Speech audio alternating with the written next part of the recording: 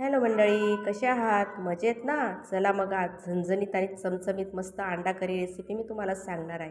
माझ्या पद्धतीने तुम्ही अशा प्रकारे ट्राय करायला मंडळी तुम्हाला नक्कीच आवडेल. बघा मी त्याच्यासाठी अंडी बॉईल करून घेतली आहे. ते 5 अंडी घेतलेली आहे मी. त्याच्यासाठी 2 कांदे घेतले आहे, आलं घेतलं आहे, लसूण घेतलं आहे, खोबरं घेतलं आहे, टमाटर, कोथिंबीर व्यवस्थित अशी परतून घ्यायचे. कांदा आणि खोबरे व्यवस्थित काळे करून घ्यायचे अशा प्रकारे, म्हणजे भाजी आपली मस्त अंडा करीला कलर छान येतो. बघू शकतात अशा प्रकारे व्यवस्थित काळं करून घेतलं आहे.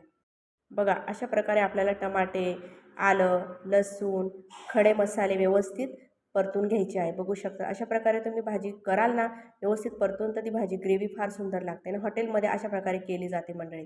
बघू शकतात अशी व्यवस्थित आपल्याला वाटण तयार करून घ्यायचं आहे. मी थोडे फुटाणे पण घेतले आहे, म्हणजे आपली करीला व्यवस्थित ग्रेव्ही तयार होते. आणि फुटाणे टाकले ना आपल्या भाजीला चव फार छान लागते, कारण जुने लोक फार फुटाण्याचा वापर करायचे आणि त्यांच्या भाजीला चवच फार वेगळी राहायची. बघू शकतात अशा प्रकारे. नंतर मी 5 अंडे घेतले होते, व्यवस्थित बॉईल करून घेतली आहे. बॉईल करताना मी मीठ टाकलेलं आहे, कारण आपल्या अंडी फुटत नाही. मीठ टाकल्यानं आपल्या अंडी फुटत नाही, असे व्यवस्थित राहतात. नंतर आपण कढईमध्ये तेल गरम केलेलं आहे, त्याच्यामध्ये जिरं, आपला वाटण केलेला मसाला टाकला आहे. बघू शकता अशा प्रकारे कडक फोडणी द्यायची आहे, म्हणजे आपल्या भाजीला चव एक नंबर लागते.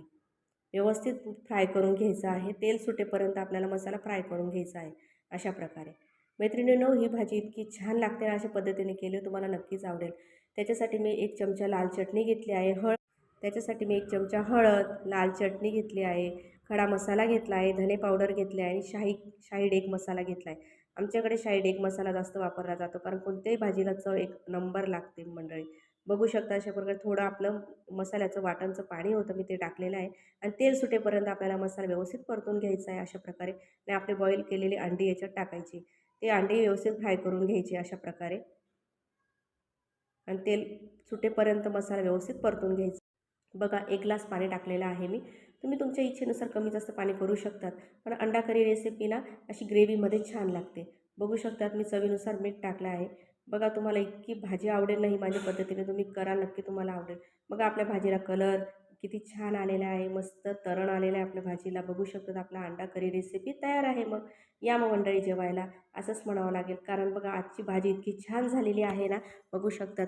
तुम्हाला ही रेसिपी आवडली असेल, माझा व्हिडिओ आवडला असेल तर नक्की, तुम्हाला ही रेसिपी आवडली असेल ना मंडळी, तर नक्की लाईक करा, शेअर करा, सबस्क्राईब करा माझ्या चॅनलला. थँक्यू.